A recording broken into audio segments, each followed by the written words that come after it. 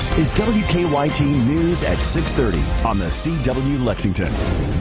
Good evening, everyone, and welcome to the debut of WKYT News at 6:30 here on the CW Lexington. I'm Jennifer Palumbo. And I'm Sam Dick. Each weeknight, we will bring you a look at the day's news along with lively conversation about the stories making the headlines. One of the things I like about this, Jennifer, is hopefully get into some more detail about some stories that people are talking about. And, of course, with Dave Baker and Chris Bailey, you know what kind of detailed guys those are. I mean, they can get deep into it. And it's exciting. This is the only local news that's on at 6:30, so we are here for you and glad that you're with us. We're going to start off with this photo of Tennessee Titan and former Wildcat Avery Williamson. This story has gone viral. It's about how he honored victims of September 11th by wearing patriotic cleats during yesterday's season opener. It's the most clicked on story right now on WKYT.com, and we'll have more on that coming up in the Sports Buzz with Dave Baker. He had quite a bit of support for what he was doing from the team. He did. Also trending right now on WKYT.com, new details in a Labor Day shooting in Lexington, and people are still reading about last week's arrest of a Kentucky woman with alleged ISIS connections. Now, here's what we're following right now at 6:30. It's an alarming case out of southern Kentucky. Investigators say this man posed as a police officer to meet a 12-year-old girl. He's now accused of trying to rape the girl.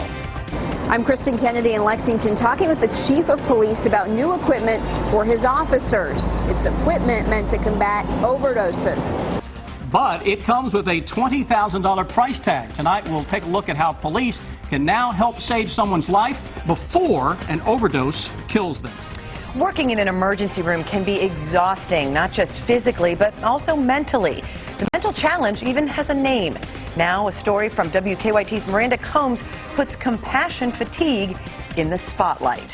Well, there is no fatigue about this weather. It is a fantastic day out there. You know, you've got two young kids. I bet that, well, I know they have to go to school, but still they must be really enjoying, like the last weekend we had. Chris has got a young daughter. Oh, yeah. This is so much fun for families. Well, really anybody. It's beautiful. Yeah, basically think of it like this, guys. It's summer that is just going into overtime, right? Right. I mean, you know, we're into September now. But without the 90s. Without the 90s. Finally, we're getting a little break from the 90s. That's certainly long overdue.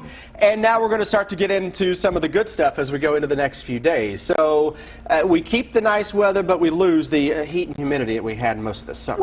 I'm just curious. Throw this out to you. What's the highest temperature we've had this year? Because it doesn't seem like it's been much over even 95, let's say. We've been 90 to 95 for the hottest numbers of the year, all across central and eastern Kentucky for this summer. So we haven't had an exceptionally hot summer per se. The lows this year have been so high that they have skewed the average temperature way above. That's why we had the 6th hottest summer on record, even though we didn't have a whole lot of true hot days out there. We only had, during the summertime, only had 29 90-degree days. The record is up in the 60s. We also had a lot of rain, though, but right now, we got a little over the weekend, but the lawns are still brown in a lot of places. Can I tell you something? I'm happy about that. I'm tired of mowing, all right? So let's get into it, see what we can find for you over the next couple of days.